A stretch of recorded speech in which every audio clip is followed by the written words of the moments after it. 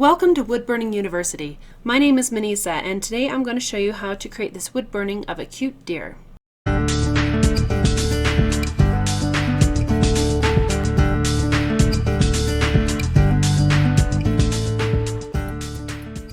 If you'd like to follow along with this project, the pattern is available at woodburninguniversity.com. I've also created a full-length tutorial on this project if you're looking for more in-depth instruction. For this project, I'll be burning with the Walnut Hollow Creative Versa tool and the Mini Flow Point. The Mini Flow Point is great for burning consistent and even dark lines. I'll be working with a glove today to help prevent against accidental burns. When using the Walnut Hollow Creative Versa tool, I also like to support my wrist with a little bean bag. It helps prevent wrist fatigue. So as we burn,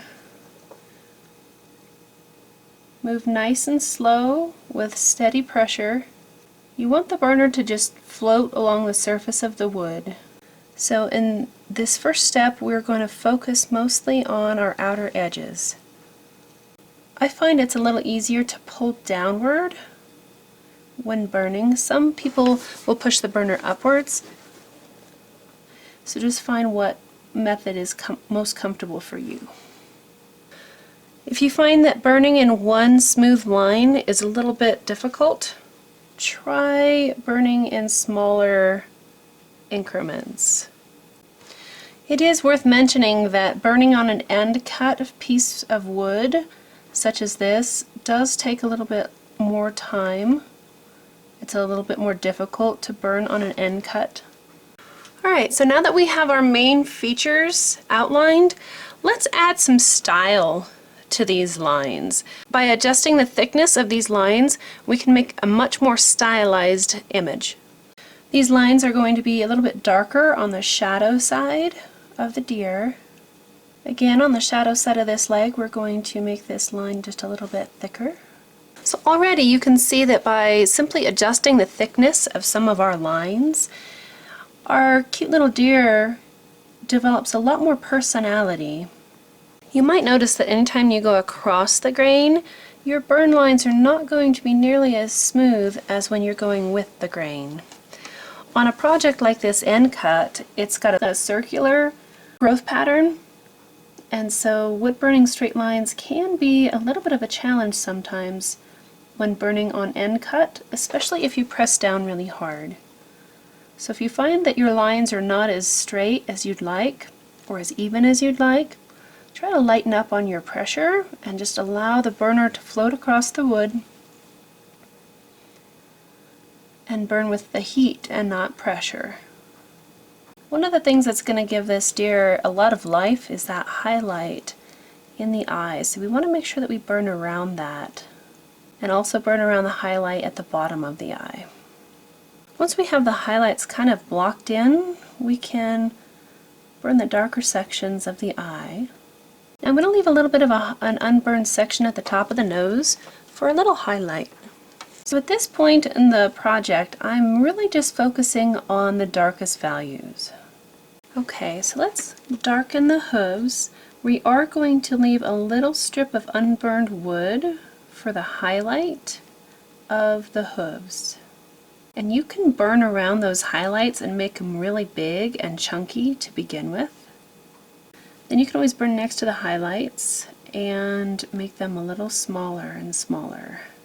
So once we have our outlining pretty well complete, let's switch over to the Walnut Hollow Creative Versa tool for some of the shading. So when shading with the shading point, we want to just focus on using the upper part of the shading point to kind of draw, just like a pencil. You will want to kind of rock your hand up a little bit so that you're focusing on just using the upper tip of that shading point. The slower that you move the burner, the darker the line will be. The faster you remove the burner, then the lighter your line will be. You can also burn in layers, so if you burn an area and it's not quite dark enough, you can go back over it and burn it a little bit more. Let's burn the dark underbelly. It's also helpful to remember that dark values will push away from the viewer and light values tend to pull towards the viewer. So to help create some definition and depth in this leg, we want to make sure that the belly is going to be a little bit lighter in value than this leg. Because in reality, the belly is closer to us as the viewer than the leg is. Since this is the back leg, it would be on the other side of the deer's belly. So dark values push back, lighter values pull forward. And you can make multiple layers to achieve the dark value that you are looking for. Burning is a bit of a slower art form, so really take your time. Really kind of embrace the slower pace and slow down. So much of our lives is very busy, so taking some time to just sit and work on a project can be very peaceful. Follow a similar process with the next leg. Keep in mind that the legs that are farthest from the viewer are going to be darker. Okay, we're going to next add a little bit of shading on this leg here. I'm going to kind of burn around a little strip in the middle. That'll make a nice highlight. We also have a little bit of a darker value on the underside of the chest. Once again though, let's make sure that this leg is darker than the chest. So we can go back and add a little bit more shading here to make sure that that chest pulls forward and this leg pushes backwards. So let's start adding some of these spots up here. To create the white spots, we need to burn around them. So let's start by burning just some circles, maybe little ovals of varying sizes. And we're going to make sure that we burn around these. Try to make the spots a little bit bigger than you think they need to be. So once we have our light spots kind of outlined, let's slowly start burning around them. And you'll notice how a lot of times those spots tend to get smaller. Making the spots a little bit bigger to start with is helpful. Whenever we burn around a light value, that's often referred to as negative space, because you cannot create a light value with a wood burner. You must rely on the value of your wood and burn around the white sections, thus creating negative space. These dots that I'm adding here would be considered positive space.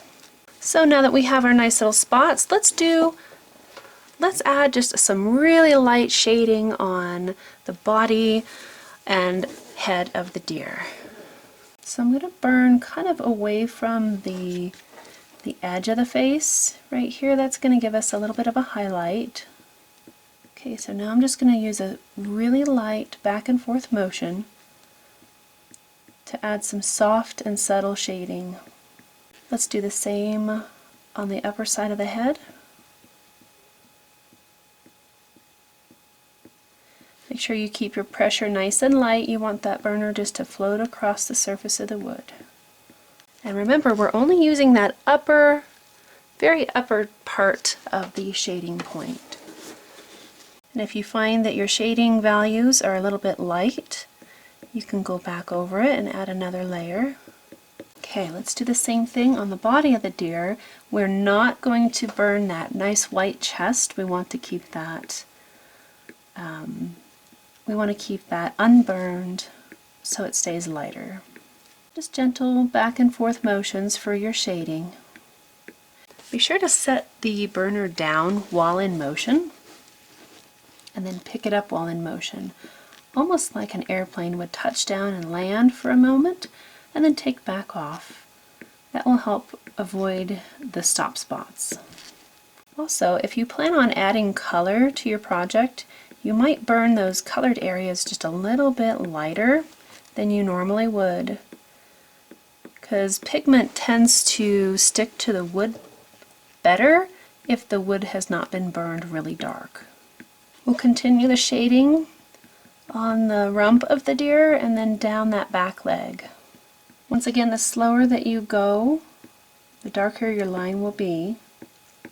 And the faster you move the burner, the lighter the line will be. If you find that your values are a little bit light, you can always go back and burn another layer. Great thing about wood burning is that you can always burn darker, although you can never burn lighter. Once you achieve a certain value, it's easy to make that value darker. It can be very difficult to make that value lighter. To do so, you would need to use sandpaper or other sort of a destructive element to try to make your values lighter. So it's always best, I think, to start out lighter and work your way darker. That way you can help prevent some of those common mistakes of possibly burning an area too dark and then having to try to correct it.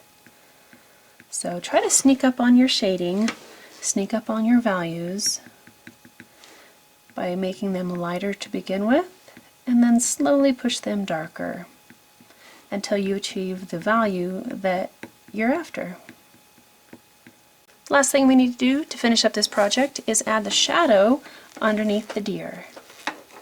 Because I don't think that I want the shadow to be quite so dark. I want to make sure that we can still see the hooves and that they're not lost in that shadow. So after your wood burning is complete, you can either leave it as is or you can add a touch of color. So in this example, I'll be adding Prismacolor colored pencils, and I'll be only using two colors, white and burnt ochre. So gently start rubbing the colored pencil on the whitest sections that you want, such as the highlights. It is very important to remember that whenever you add any sort of color to your project, you cannot, I repeat, do not go back and burn over the top of your color. Doesn't matter what color you use, please do not burn over color because it can release potentially hazardous and toxic fumes. So let's add a little bit of this white to the chest. If you decide to add color to your project, always add color after the wood burning is complete. I'm also going to add a little bit of white to some of these spots. And finally, let's add a little bit of white to the tip of that tail. Sometimes just adding white to a project can really make your subject pop and kind of come off of the surface of the wood. So if you like just a simple touch of color, you can stop right there with the white. If you want to add a little bit more color to the deer, follow along, and we're going to add a little bit of burnt ochre to some of our shaded areas. You can see I'm also holding the colored pencil at quite an angle.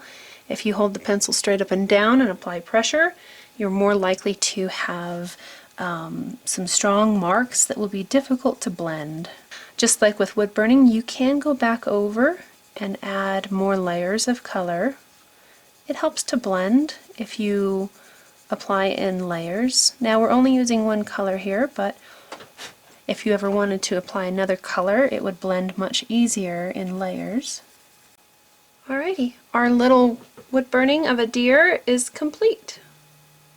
Congratulations on your new project. You can clear coat it or leave it as is if you'd like.